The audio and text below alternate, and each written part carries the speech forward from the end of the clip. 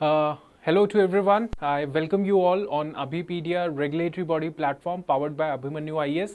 आज के इस वीडियो के अंदर हम लोग डिस्कस करेंगे जनरल साइंस के questions. ESIC deputy director series चल रही है हमारी. So let's begin with this session. Okay, so question number 1. यहाँ पे आज की क्लास के अंदर मॉडरेट टू इजी सवाल है. तो कौन से मॉडरेट है कौन से इजी है मैं बताता रहूँगा. आपने आंसर देना है फटाफट ABCD की फॉर्म में, जल्दी से जल्दी आंसर देना है. लिस्ट 1 लिस्ट 2 मैच करना है. मॉर्फिन क्या है, सोडियम क्या है, बोरिक एसिड क्या है, जर्मन सिल्वर क्या है. ट्रस्ट मी, ये जो टर्म्स है ना, German silver, boric acid, sodium, morphine, ये बहुत ही ऐसी टर्म्स है जो हर क्वेश्चन के अंदर कुछ ना कुछ इनके रिलेटेड प्रॉपर्टीज आ जाती है. तो सारी प्रॉपर्टीज जानने के बजाय केमिस्ट्री के अंदर हम लोग कुछ इंपॉर्टेंट चीजों की प्रॉपर्टीज जानना हमारा काम है, बनता है, right. So you have to tell me whether what is antiseptic, alloy, analgesic and kerosene oil. ठीक है, सो इसको आंसर दीजिए. आप जल्दी से जल्दी आंसर देंगे. Okay, morphine is what, sodium is what, boric acid ये एक ऐसी चीज है जो हर कुछ ना कुछ इसकी प्रॉपर्टीज आ ही जाती है पेपर के अंदर. ठीक है, so let's answer this question. देखिए, it is very simple. Morphine is analgesic. Morphine क्या है? एनाल्जेसिक. एनाल्जेसिक वो होती है जो पेन किलर होती है. ठीक है, सो ए शुड बी 3.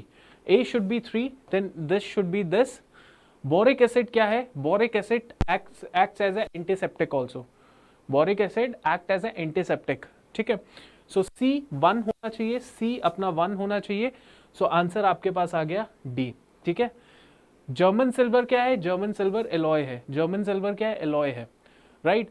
तो you got this point. Okay, now थोड़ा सा इनके बारे में जान लेते हैं. सो डी आंसर है आपका. ओके, नाउ मॉर्फिन क्या होता है? It is an analgesic drug जो क्या काम करता है? जब बहुत पेन किलिंग का काम करता है, राइट. तो जब बहुत ज्यादा सीवियर पेन होती है तो रिलीफ करता है ये particular drug.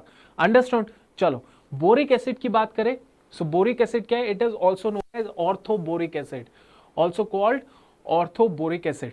It is a weak acid of boron. जो इतना हमें इतना याद रखना है कि एंटीसेप्टिक का काम करता है और इंसेक्टिसाइड का भी काम करता है. तो इतना आप याद रखिए, बोरिक एसिड का ये प्रॉपर्टी है. उसके अलावा एलॉय की बात करें तो एलॉय में हमारे पास जर्मन सिल्वर है. It is copper alloy. Copper होता है, निकल होता है और जिंक होता है. तो याद रखो, जर्मन सिल्वर के अंदर कौन कौन से अपने पास मिक्स कंपाउंड होते हैं? दैट इज कॉपर 60%, निकल एंड जिंक. ठीक है, इतना आप याद रख सकते हैं. इसके अलावा सोडियम की बात करें, बहुत ही रिएक्टिव मेटल होता है ये, और बहुत ही पावरफुल रिड्यूसिंग एजेंट भी होता है. जैसे ही ये एयर के एक्सपोज में आएगा ये ऑक्सीडाइज हो जाएगा, रिएक्ट कर जाएगा बहुत जल्दी. इसीलिए इसको जो है, सोडियम को हम लोग, किसको? सोडियम को क्या करते हैं? कैरोसिन के अंदर रखते हैं ताकि ये रिएक्ट ना करे. अंडरस्टैंड. चलो, तो क्लियर हो गया. ओके, नेक्स्ट सवाल देखते हैं. Again the same question. Earlier question was moderate category question, but this is easy category question. ठीक है, electron, proton, neutron and positron आपने लगाना है लिस्ट 1 को लिस्ट 2 के साथ, राइट. आपके पास टाइम है, so answer this question.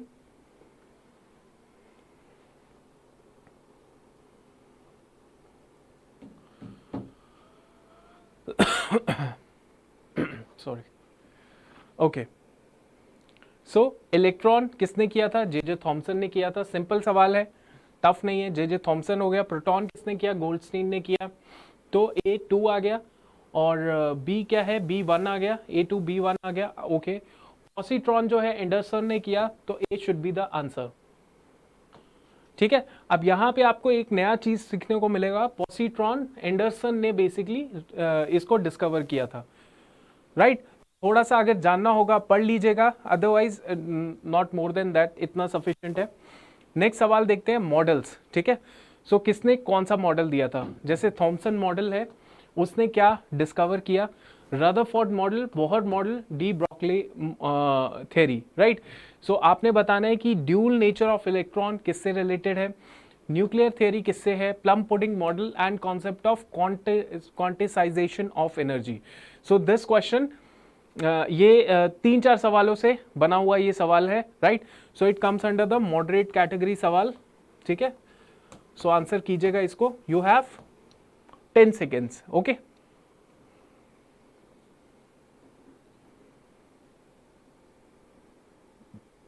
Okay,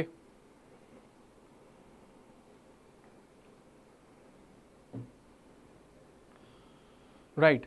तो 2-3 तो आपको याद ही होंगे, बिकॉज कहीं ना कहीं पढ़ा ही होगा एनसीईआरटी वगैरह में, ठीक है। ओके, नाउ इसका आंसर क्या है? थॉमसन मॉडल, हमें पता है plum pudding model, Thompson model. तो यहाँ पे आ गया आपका थर्ड ऑप्शन, ठीक है। उसके अलावा Rutherford model is nuclear theory, बहुत ही इंपॉर्टेंट, बहुत ज़्यादा important. Rutherford model related to nuclear theory, right. उसके बाद Bohr's model is concept of quantisation of energy, इन्होंने ही बताया था कि ये पर्टिकुलर शेल्स है, यहाँ पे बेसिकली इतना इतना, मतलब बेसिकली इन्होंने शेल्स में डिवाइड कर दिया था, KLMN शेल्स के अंदर इलेक्ट्रॉन्स को रखा था, ठीक। उसके बाद de Broglie theory is dual nature of electron, dual nature of electron, right. तो आपने इतना अंडरस्टैंड कर लिया, ठीक। प्लम पुडिंग मॉडल जो इन्होंने दिया, या वाटरमेलन मॉडल भी इन्होंने ही दिया था, मतलब सेम चीज है, नाम अलग अलग रखे हुए हैं, राइट। सवाल देखते हैं। अच्छा, ये स्पेक्ट्रा का सवाल है। स्पेक्ट्रा मतलब electromagnetic spectrum. Understand this point, electromagnetic spectrum is the most important concept. इसको मैंने पहले भी पढ़ा है, अब सेम सवाल। विच of the following is the correct sequence in which the wavelength visible, infrared, ultraviolet, microwave. अब यहां पे हमें वेवलेंथ जो है उसके ऊपर देखना है, wavelength, right. So wavelength increase. अब देखो wavelength, frequency inversely proportional to each other. तो वेवलेंथ इंक्रीज मतलब जिसकी फ्रीक्वेंसी कम होती जा, है ना। सबसे ज्यादा फ्रीक्वेंसी यहां पे किसकी होगी? अल्ट्रावायलेट, इंफ्रारेड या विजिबल? चलो देखिए,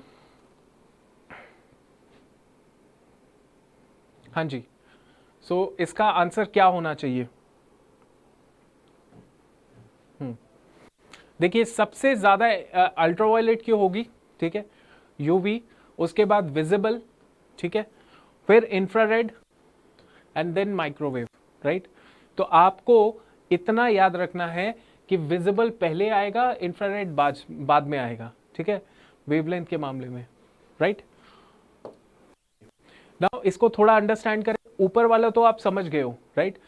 अब नीचे वाला समझ लेते हैं थोड़ा सा, कि इंक्रीजिंग फ्रीक्वेंसी या एनर्जी और इंक्रीजिंग वेवलेंथ, यहां पे इंक्रीज होती जा रही है, तो यहां पे जो गामा रेज हैं इनकी वेवलेंथ सबसे कम होती है और फ्रीक्वेंसी सबसे ज्यादा होती है, अंडरस्टैंड। और उसके बाद नीचे नीचे कम होती जाती है।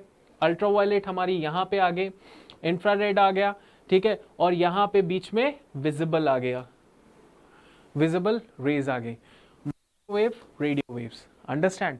तो इतना आप समझ सकते हैं इलेक्ट्रोमैग्नेटिक स्पेक्ट्रम। इनफैक्ट हमने तो प्रॉपर्टीज भी पढ़ी थी, आप प्रॉपर्टीज पढ़ी होंगी तो आप मुझे बता सकते हैं, इलेक्ट्रोमैग्नेटिक रेज होती हैं, not vacuum, is it right और wrong? Can they spread in the vacuum? ठीक है, तो आप मुझे बताइएगा और इसका एग्जाम्पल बताइएगा, ठीक है। चलो नेक्स्ट सवाल देखते हैं। अगेन न्यूक्लियर केमिस्ट्री का सवाल है। मॉडरेटर, कंट्रोल रॉड, एक मिनट,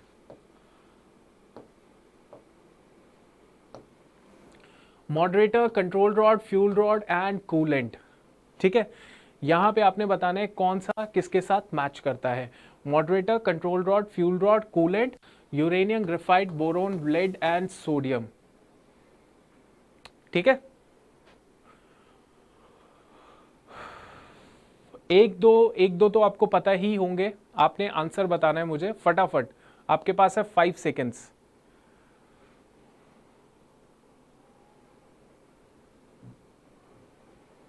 ओके, नाउ देखते हैं मॉडरेटर क्या काम करेगा। मॉडरेटर जो है वो ग्रेफाइट, ठीक है, मॉडरेटर ग्रेफाइट से रिलेटेड है, ग्रेफाइट से मॉडरेटर बनता है। उसके बाद हमारा आता है कंट्रोल रॉड। कंट्रोल रॉड आता है बोरोन का कंट्रोल रॉड बनता है या फिर कैडमियम का बनता है ना। कंट्रोल रॉड क्या करते हैं, न्यूक्लियर रिएक्शन को, जो न्यूट्रॉन्स होते हैं उनको पकड़ के रखते हैं, कंट्रोल करके रखते हैं। उसके बाद अपने पास फ्यूल रॉड्स है, फ्यूल रॉड्स आ गया uranium, obviously uranium act as a fuel, है ना। और उसके बाद कूलेंट आपके सामने है सोडियम, सोडियम कूलेंट का काम करेगा, अंडरस्टैंड। सो आपका आंसर क्या आ गया, बी आपका आंसर सही है, B should be your correct answer. तो इतना आप याद रखेंगे, ठीक है। मॉडरेटर अपना आ गया राइट, कंट्रोल रॉड आके boron cadmium, fuel rod uranium and coolant is sodium. चलो नेक्स्ट सवाल देखते हैं, the difference between nuclear reactor and atomic bomb is what. Difference क्या है न्यूक्लियर रिएक्टर और एटॉमिक मॉडल बॉम्ब का, क्या डिफरेंस है ना। बहुत सिंपल सा डिफरेंस है, आप बताएंगे, ठीक है। इसी के बीच में if you enjoy this lecture please like this lecture, ठीक है, लाइक कर दिया करो और कमेंट भी अच्छे अच्छे मार दिया करो ताकि मैं और अच्छे सवाल लेकर आऊं और मोटिवेशन हाई रहे, right. No chain reaction takes place in nuclear reactor while in atomic bomb there is a chain reaction. Chain reaction in nuclear reactor is controlled. Chain reaction in the nuclear reactor is not controlled. No chain reaction takes place in atomic bomb while it takes place in the nuclear reactor. Right? देखिए कई चीजों में, चार options में कुछ option तो सरासर गलत हैं, बाकी में थोड़ी लैंग्वेज चेंज की है, उसको एक बार पढ़िए, एक बार पढ़ो।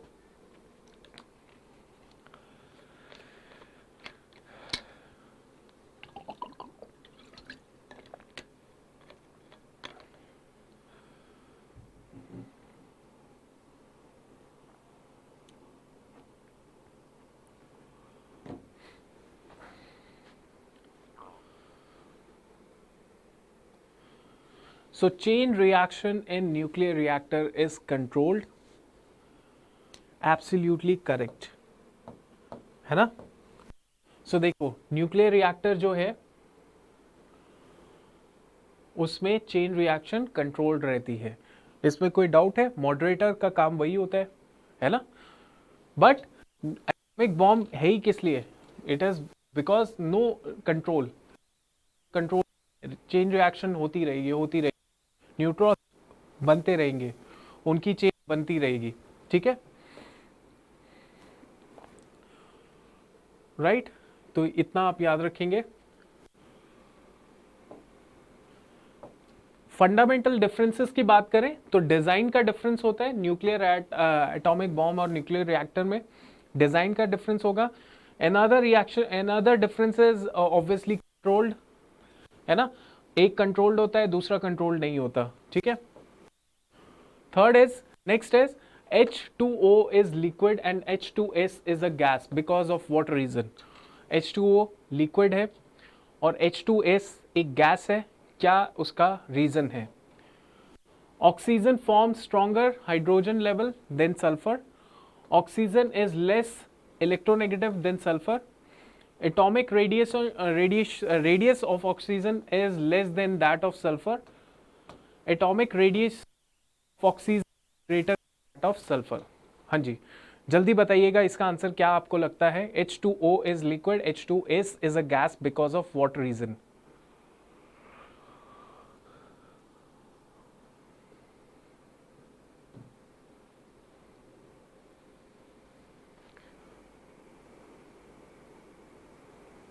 H2O is liquid, oxygen forms stronger hydrogen level than sulfur. Oxygen is less electronegative than sulfur. Anyone else?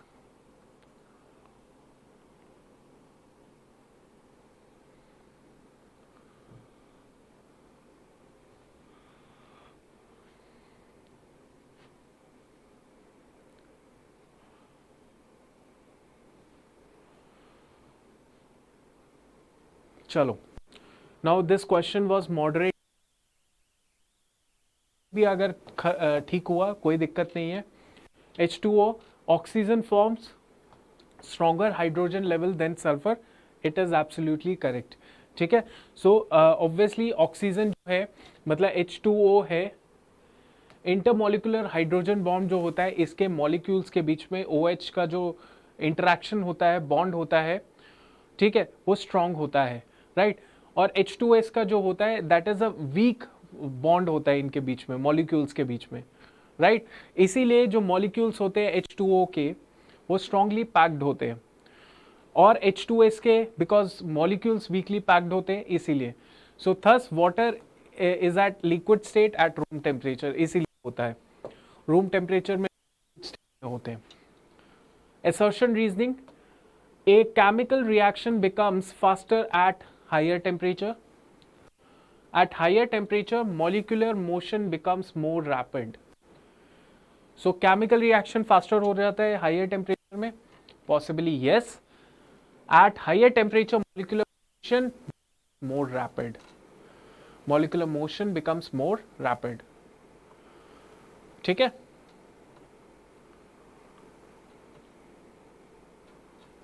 Answer दीजिएगा।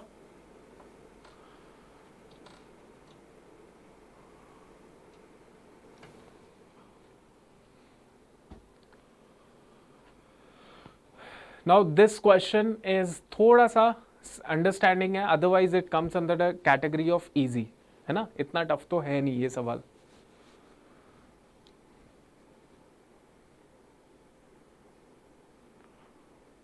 ओके चलो, सो आंसर इज ऑप्शन। यार कोई भी जब टेम्परेचर बढ़ता है तो हर मॉलिक्यूलर लेवल पे देखें तो वो एक्टिवेट हो जाते हैं, एक्टिव हो जाते हैं, मॉलिक्यूल्स एक्टिव हो जाते हैं। दे स्टार्टेड एक्साइटिंग लेवल उनका हो जाता है, इसीलिए वो रिएक्ट करना शुरू कर जाते हैं। रिएक्ट करेंगे तो केमिकल रिएक्शन होगा, सो रैपिड हो जाता है इनका motion, that is reason. This is absolutely correct, A should be the answer. They would collide with each other, ऐसा होगा, टेम्परेचर इंक्रीज होगा, रिएक्शन एक दूसरे के साथ होगा। The order of appearance of the following with increasing temperature during the refining of the crude oil is what? The order of appearance of following with increasing temperature during the refining of crude oil. हम देखते हैं ना, crude oil खरीदते हैं, उसको refine करते हैं, refine से हमें क्या मिलता है? डीजल, गैसोलीन एंड कैरोसिन, है ना। बट अगर क्रूड ऑयल में हम लोग टेम्परेचर इंक्रीज कर रहे हैं ड्यूरिंग रिफाइनिंग, तो हमें क्या ऑर्डर ऑफ अपीयरेंस दिखेगा? इधर is it diesel, gasoline, kerosene, gasoline, kerosene, diesel, या कोई भी? आपको सवाल पूछा गया है, it comes under moderate question, तो थोड़ा सा ध्यान देके सॉल्व करने की कोशिश कीजिएगा। हाँ जी,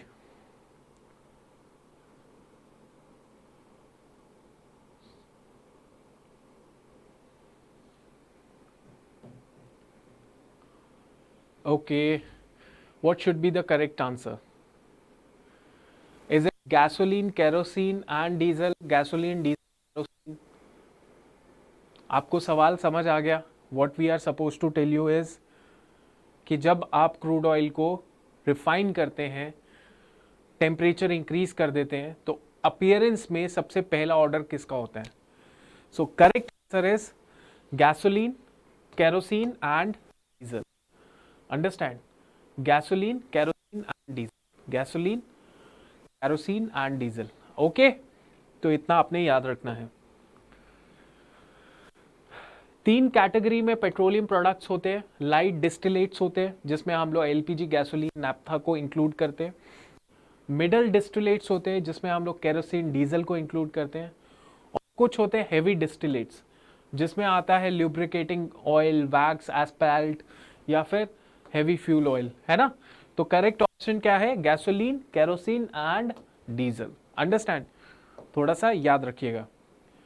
नाउ ये सवाल भी बहुत जबरदस्त है, ये सवाल है मॉडरेट, ठीक है। कैपिलैरिटी इफेक्ट आपने पढ़ा होगा, है ना, उसी से रिलेटेड है कि देखिए, एक तो है कैपिलैरिटी का इफेक्ट क्या है, सरफेस टेंशन के कौन कौन से फिनोमेना है, कैपिलैरिटी के क्या क्या फिनोमेना है, ये सारे फिनोमेना आपको याद होने चाहिए। अब देखिए कैपिलैरिटी है इसका कौन सा फिनोमेना नहीं है, ठीक है, कौन सा फिनोमेना नहीं है। जैसे it would be difficult to use a kerosene lamp, one would not be able to use a straw to consume a soft drink, blotting paper would fail to function, the big trees that we see around would not have grown on the earth.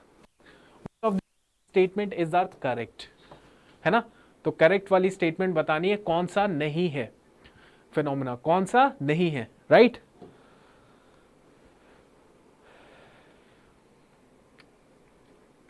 आपके पास 10 seconds है, सो 10 seconds में आप answer दे सकते हैं कौन सा नहीं phenomena है।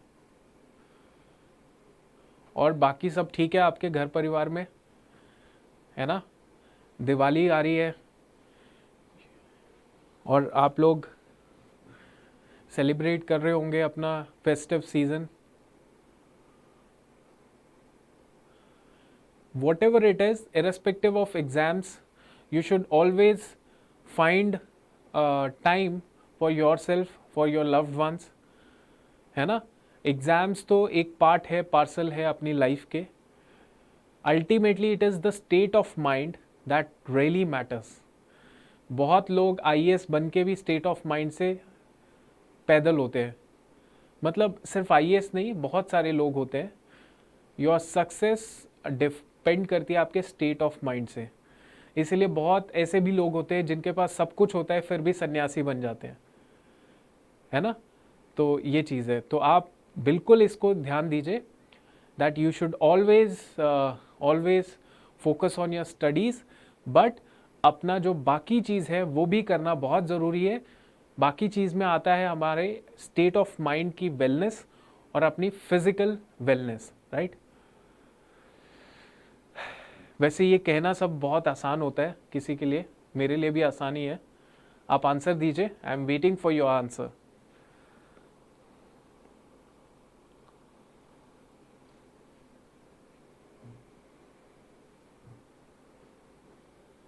चलिए, सो इसका आंसर क्या है, इसका आंसर है B option, except two all are application of capillary action, ठीक है। सो कैपिलरी एक्शन के सेकंड ऑप्शन छोड़, दैट मीन्स इसको छोड़ के हम लोग बोलेंगे कि B should be the correct answer, right. But इसमें सवाल कुछ अलग पूछ रहे हैं, कौन सा फिनोमेना नहीं है कैपिलैरिटी का। तो फिनोमेना कौन सा नहीं है, ये फिनोमेना टू ऑप्शन जो है, it should be two option जो नहीं है, बाकी सारे तो हैं ही हैं। तो बाकी सारे हैं हमारे पास, तो टू ऑप्शन हमें यहाँ पे लगाना चाहिए था। वी शुड, यहाँ पे आंसर जो है आपका ABCD में टू ऑप्शन होना चाहिए था, टू ओनली जो है वो करेक्ट है, बिकॉज यहाँ पे नो हुआ है, no phenomena of capillarity, right. तो यहाँ पे no phenomena of capillarity means बाकी सब एप्लीकेशन ऑफ कैपिलरी एक्शन है। बाकी जो है एक जो बी ऑप्शन है वो कैपिलैरिटी का ऑप्शन नहीं है, इसलिए हम लोग स्टेटमेंट नंबर बी को लगाते हैं okay. One would not be able to use the straw to consume the soft drink, understand. तो ये थोड़ा सा ध्यान दीजिएगा इसको। The blue colour of water in the sea, what is the reason behind the phenomena? Now this is easy question, easy category question. refraction ये सब होना ही चाहिए आपको याद, इंटरफेरेंस आपको याद होना चाहिए, डिफ्रैक्शन याद होना चाहिए, ठीक है, डिस्पर्जन याद होना चाहिए, उसके क्या फिनोमेना होते हैं, ठीक है। तो refraction of blue light by the impurities in the sea water, scattering of blue light by the water molecules, refraction of blue sky by the sea water, absorption of other colors except the blue color by water molecules. What is the reason behind it? What is the reason behind it?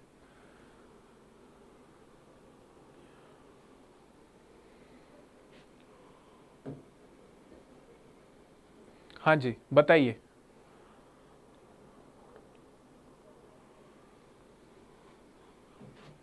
ये सारे फिनोमेनास जो है ना, ये बहुत ही handy मिल जाते हैं किसी भी किताब में, जैसे अरिहंत है, लूसेंट है, वहाँ पे ये फिनोमेना बहुत वन बाय वन लिखे होते हैं। तो आप वो सारे याद रख लीजिएगा, उनको याद रखना आपका काम है.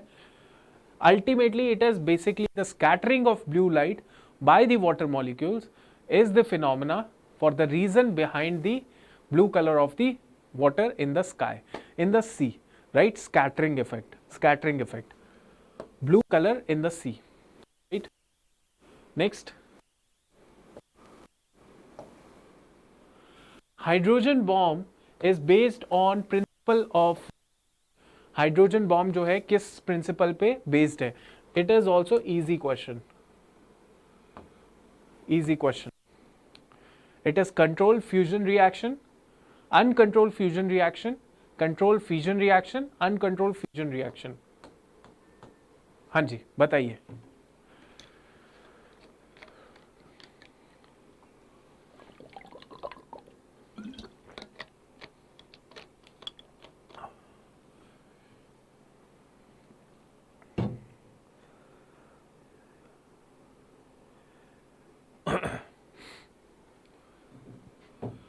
Obviously fusion reaction, but is it a control? नहीं, it is uncontrolled fusion reaction.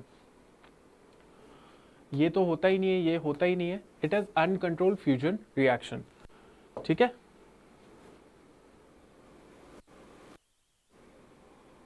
Okay, now next is ozone depletion. Ozone depletion में कौन से सब्सटेंसेस हैं जो इंक्लूडेड हैं?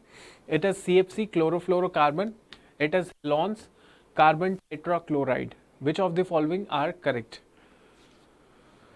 Carbon tetrachloride, halons and chlorofluorocarbon, ozone depleting substances. हाँ जी बताइए. Now it is a difficult नहीं बट मॉडरेट कैटेगरी क्वेश्चन. ये वाला जो है ये डूएबल है. हेलोन्स एंड कार्बन टेट्राक्लोराइड पढ़ा होगा नहीं पढ़ा होगा इसमें आप भी डाउटफुल होंगे. तो बताइए क्या इसका सही आंसर है?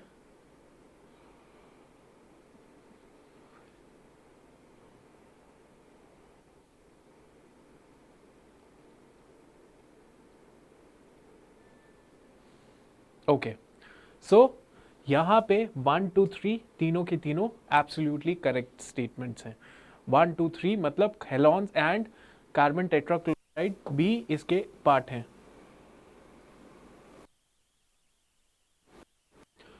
Historically as fire suppression agent use किया जाता है, पहले किया जाता था, फायर फाइटिंग के लिए यूज किया जाता है, बट आज के टाइम पे बहुत ही लिमिटेड जगहों पे इसको यूज किया जाता है because you know the reason कि ओजोन डिप्लीशन ना हो, राइट? CFC को भी बोला जा रहा है कि फेज्ड मैनर में हम लोग खत्म करने की कोशिश करेंगे, है ना? मतलब फेज आउट करने की कोशिश करेंगे. Refrigeration, oil, air conditioning, heat pump system में हम लोग यूज करते हैं. और carbon tetrachloride limited solvent used in laboratories and chemical and pharmaceutical industries के अंदर. ठीक है.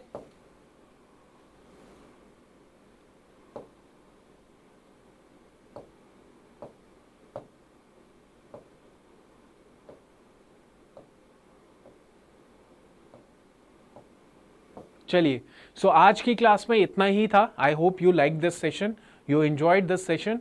एंड अगर कोई कमेंट है, कोई मतलब कोई डाउट क्वेरी है, आप कमेंट डाउन कर सकते हैं. और इसके अलावा just keep working hard. And अगर कोई सपोर्ट वपोर्ट दिखाओ, थोड़ा सा लाइक शेयर भी मार दिया करो. तब तक के लिए मैं आपको नेक्स्ट क्लास के अंदर मिलूंगा. तब तक के लिए थैंक यू एंड जय हिंद. ठीक है. Thank you.